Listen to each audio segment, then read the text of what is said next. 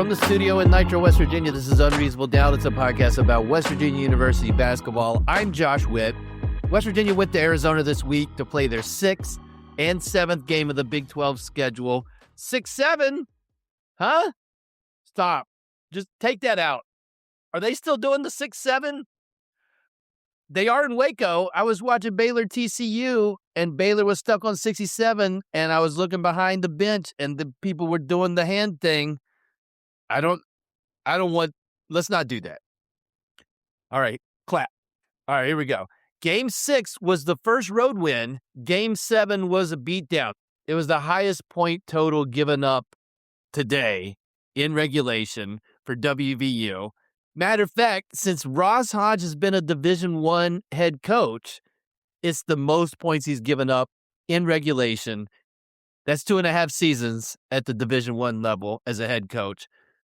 West Virginia loses big time, 88-53 to now 20-0, number 1 in the AP poll, Arizona.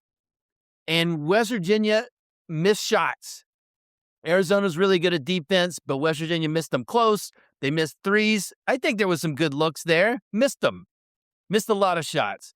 And Arizona, they made a lot of shots. Over half of them. They made threes. They typically don't shoot a lot of threes. They made 10 today. When it was close, they made the close ones. And when they didn't make them, especially in the second half, they gave themselves second chances. And that's how you win by 35 points. Do you have to go deep into the box score on this one? West Virginia was minus 13 in rebounding. They were minus 13 in made free throws. They were minus 6 in turnovers. Find minuses. They're everywhere. And it's minuses. Keep in mind, it's minuses against arguably the best team in the country.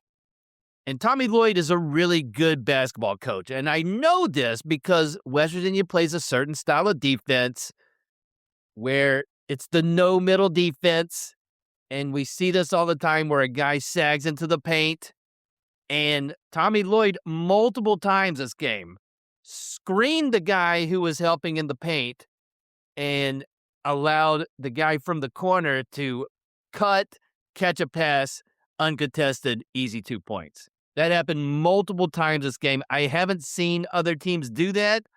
Lloyd did it multiple times. So good coach, good freshman, good returners, good transfer portal guys, good all around. Shout out to the Arizona Wildcats. They're really good at basketball. Way more people in your stadium or your arena than in Tempe, and I get it. And so West Virginia, in their 3 Big 12 road losses, they are now minus 95 against 3 of the top 5 Big 12 teams. In 3 games, they've almost lost by 100 combined.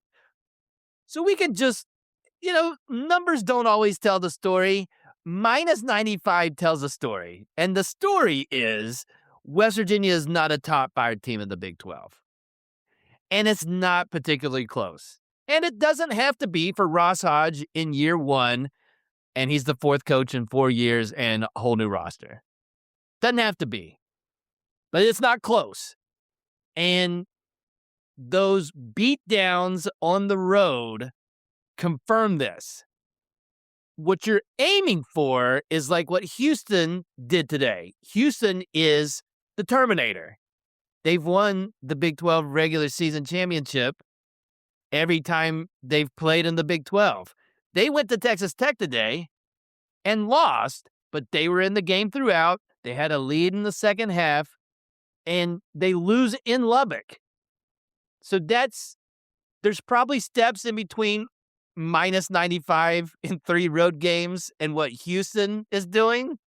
But that's what Ross Hodge is aiming for. He's aiming for the Houston program, and that's what Houston could do. They're not going to go undefeated, Houston, but they gave Texas Tech a run for their money in Lubbock. And West Virginia progress is losing on the road, but being more competitive. And West Virginia was competitive today for 14 minutes. I mean, Arizona was up, 8 or 9 with 6 minutes left. And at the end of the first half, they were down 20. And that's ball game. But you were only down 9, 14 minutes in. So that's the starting line. Ross Hodge comes back in year 2, plays a top 5 Big 12 team on the road, and maybe be down 10 at the half, maybe down 8 at the half. Finish losing by 15, where you still lose. On paper, still a blowout, but it's not knock your socks off, no chance, down 35. 30's a lot. So maybe next year, competitive for more than half of the game when you play a top 5 team in the Big 12 on the road. Individual performances today, Honor Huff still on the struggle bus. And he got good looks in the first half, and he just couldn't get him to go down. 2 for 9 from 3 today, 4 of 15 from the field. He's due. He's overdue, and he's not going to shoot like this the rest of the season. I don't think. I don't remember any missed dunks today, so that's a win. That's a positive, but plenty of missed shots near the rim by multiple guys, by guards, by bigs. Everybody feels like they missed shots close to the rim. And Arizona blocked 6 shots a day. They're really good at defense. The point guards for WVU combined 2 points on 1 of 8 shooting. Looking at the starting bigs and rebounding, Arizona's starting bigs combined 19 rebounds. WVU's bigs combined 6 rebounds. West Virginia was minus 13 overall. Let me do my math here. 19-6. That's a difference. Arizona starters in the paint out-rebounded WVU's guys in the paint by a lot. Speaking of bigs, what happened to Jackson Fields? I haven't said this on the podcast lately, and I see him. I can see, like, he doesn't have to take his warm-up off. He's got his jersey ready to go in the game. Can't get in the game. West Virginia's down 30 in the last couple of minutes. He cannot sniff the court. And he was sold coming in as a good starter on an NCAA tournament team from Troy, and he cannot get on the floor. Ukasu got in, Jackson not. And selfishly, long-term, knock on wood, that's good for DJ Thomas and his development and his future, and hopefully that future's with WVU.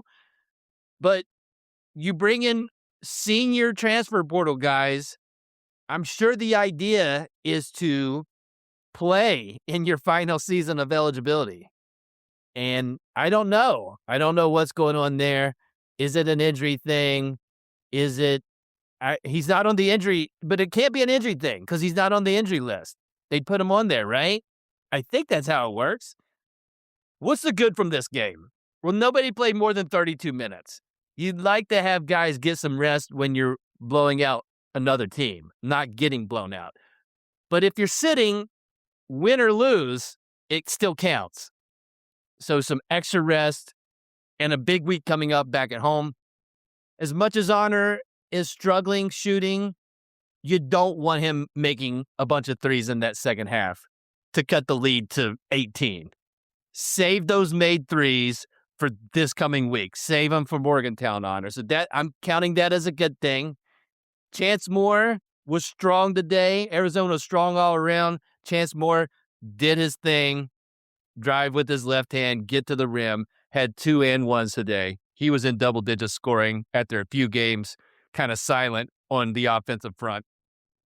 Harlan Obioha shot and made a 3 in the last 2 minutes of the game. And he got the pass from inside from Lorient, stepped into a 3. It wasn't like Chance Moore's bank 3.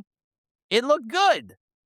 And Harlan is now shooting 100% from 3 this season.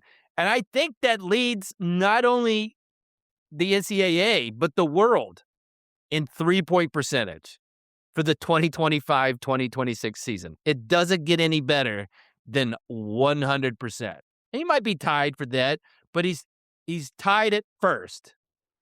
Now, should Ross Hodge try to find some pick and pop actions with Harlan Obioha? I don't know about that. It looked fluid, though. It was against Arizona's fourth string. By the way, we got to talk about mispronunciations when we talk about Harlan Obioha, and we got another one. This time, Clark Kellogg on the CBS broadcast, and credit to Kellogg. Right after he said it wrong, he corrected himself, said Obioha correctly. But his first attempt, he threw an L in Harlan's last name. Obiola. Like Johnny Ola, Hyman Ross guy in Godfather Part 2. Obiola. And then went and immediately got it fixed, said Obioha. So we've got a list going here for Obioha mispronunciations by national broadcasters. Obioho, King McClure. Obioha, multiple guys. Now add Obiola. What other ways can it be mispronounced? I've got some ideas. You could go Obioha. Nobody's put the U in there. So you go Obioha, Obioha, Obiohe. I feel like the first part of it is pretty ironclad, but could somebody go Obioha? That person, you would need medical attention. He looked at the sheet and said Obioha. But anything's possible. And there's 11 games left in the regular season. The list is 3. Can we get the 5 different mispronunciations of Harlan's last name? I'm rooting for that. I'll be on the watch for that. I actually missed it in the original broadcast when I was watching the game again today. I caught Obiola. That actually sounds like medical Obiola. We've got a month and a half left. I think broadcasters can get to 5. Have you ever searched yourself online? I've done it. I haven't liked what I've seen. The results can be surprising and sometimes unsettling. Your phone number, your home address, even details about your family are out there, whether you agree to it or not. That's because data brokers are collecting and selling your information to marketers, scammers, and basically anyone willing to pay. Aura fights back. They remove your personal data from broker sites and keep it off.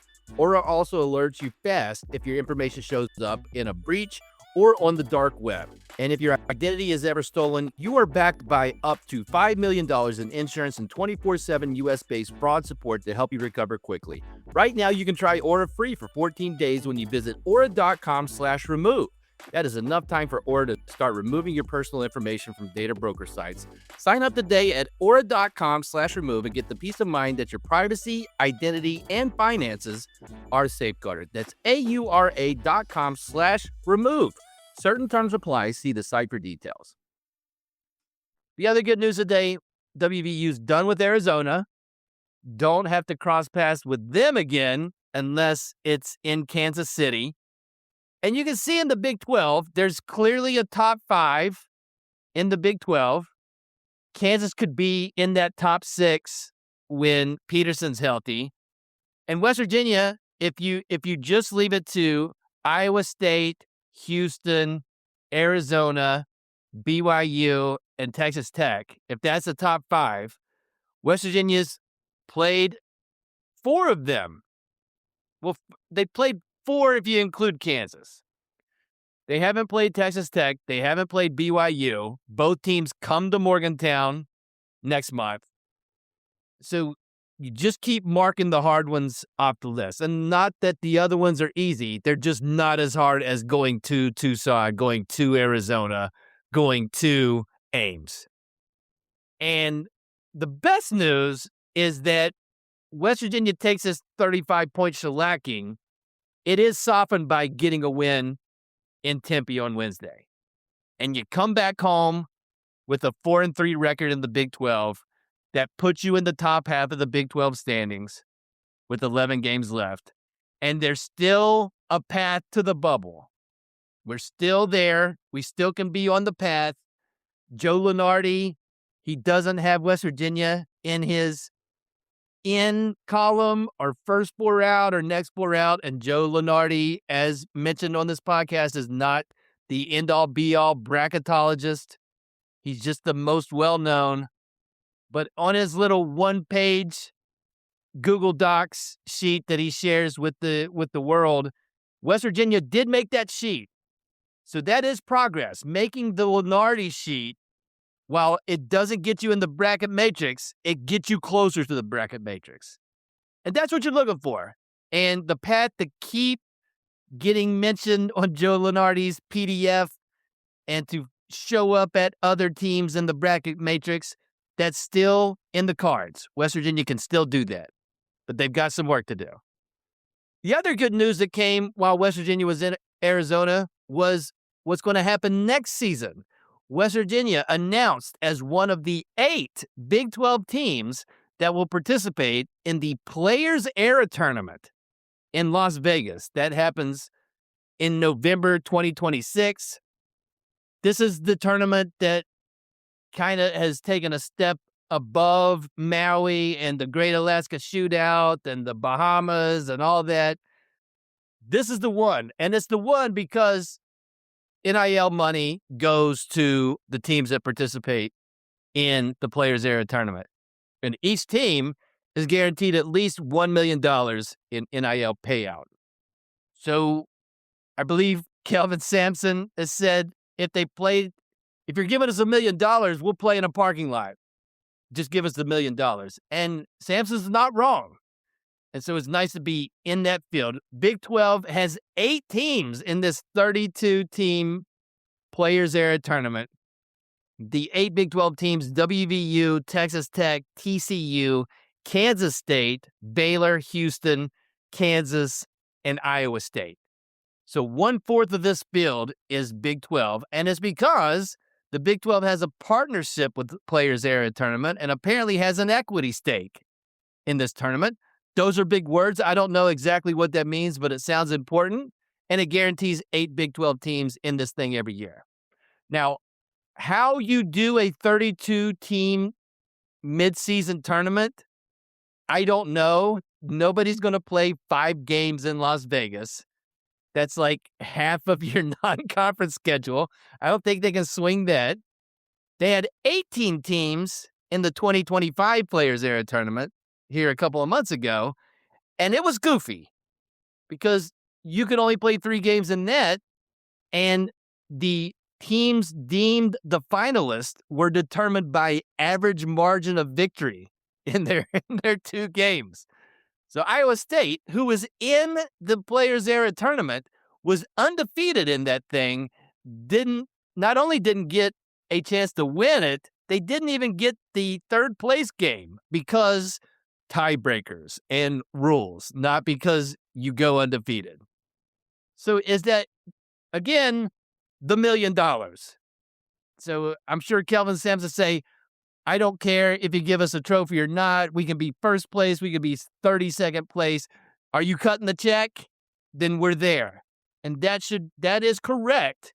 But when I think tournaments should have champions that is determined by scoreboard. Call me old-fashioned. Will the Players Era do that with 32 teams? They will not. I'm guessing they're going to go 8 pools of 4, 1 Big 12 team in each pool. They'll play 2 games and then some goofy tiebreaker to determine who will be the, I'm air quoting, champion. We'll see. Maybe they've got something figured out that's better than that. That's my guess. I have no inside knowledge, and you know that. I don't know why I say that out loud. You know I don't have any inside knowledge. But this is a big deal. It is the biggest early season tournament. Maui 2nd. That's in Hawaii. The coaches get to wear Hawaiian shirts and get to wear the leis. And then there's all the other ones. Based on how things went down at the Battle for Atlantis, West Virginia can never go to that again, and I'd sleep soundly. And I think West Virginia gets the nod for the 2026 because they were in the top 8 of the Big 12 last season. So shout out to everybody involved that gets not them, not the team that was top 8 last season. None of those guys get the benefit, and none of the guys from this season's team get the benefit. But I think the top 8 get to go to the Players Era tournament 2 seasons away from that. So, and Kansas State and TCU, they lucked out for 2026 because Arizona and BYU are going to Maui. So let's keep an eye on that, but that is a big deal. That is cash money to the players. You don't have to, nobody has to contribute to a collective or do NIL. They just go to Las Vegas, participate, and players get paid. That's sounds good. Of the options, that's really good. Unreasonable Doubt is under the Smoking Musket umbrella. Go to smokingmusket.com. Read posts about WVU sports, Daily Throwdown. Check that out. Go to the Discord. We're talking about WVU sports and other stuff on the Smoking Musket Discord. Link for that is in the show notes. Listen to West by Pod, the WVU football podcast under the Smoking Musket umbrella. Do all that stuff. Smoking Musket. The next game for WVU, I'll get ahead of this one. Should have got ahead of the Arizona State game. This is a must-win. Quick turnaround, Tuesday night, 8:30 p.m., Fox Sports 1, West Virginia, back in Morgantown to play the Kansas State Wildcats. And Kansas State has won one Big 12 game. They've lost the other 6, including a 20-point loss to Kansas at home tonight. So that's not great, catching a team off a bad loss. And Kansas did not have Peterson, still got beat by 20 at home. They are missing starters. They have 4 guys who have started at least one game who have missed. And none of those 4 guys were available in the Kansas game. So let's see who they have in Morgantown. The stats say Kansas State likes to play fast. 17th fastest tempo in Division I. They want to run. They want to score in transition. Almost 20% of their points come from fast break. So it'll be a battle of styles. If we're going up and down on Tuesday night, not great. If West Virginia is grinding it down and going anaconda, then that's a good sign for West Virginia. Kansas State, good at offense. They shoot the ball really well, especially from 3. So that's concerning because West Virginia's opponents are shooting a great percentage from the 3-point line. Defensive metrics for Kansas State, I would describe them as tepid. To use the parlance of the day, it's mid. Nothing terrible when you look at the stats, but nothing great either. Opponents are able to get offensive rebounds on them, so great opportunity for Lorient and Obioha and DJ Thomas. Jerome Tang, who's on pace to miss the NCAA tournament for the 3rd straight season as head coach of Kansas State, had this quote recently about the team. Quote, "The chemistry off the court is not an issue. It's the chemistry on the court. They don't always play like they really like each other, but you see them off the court, and it's like they really love each other. They need to bring that on the floor." Unquote. It's like a married couple are great as a couple, but they may not be able to work together. That's what Jerome Tang is applying to his team, but none of them are married to each other, to my knowledge. They all just play basketball. And apparently great friends, but when they're working together, the chemistry's off. And it doesn't help with chemistry if guys aren't able to play due to injury or whatever. I'm still wrapping my head around that quote. It's very candid. I don't know what Jerome Tang gains from explaining that. in front of a microphone, this is a must-win. After playing a top 5 statistical defense, you get to play a team that's not a top 5. They're in the hundreds in Ken Pomeroy's computer. So got to take care of business against a team like that, regardless of where it's at, but especially at home. Can West Virginia do that on Tuesday night? We'll find out. That's it for this episode of Unreasonable Doubt. Listen on all the platforms, or just pick one: Apple Podcasts, Spotify Podcasts, Amazon Podcasts, Overcast Podcasts, YouTube.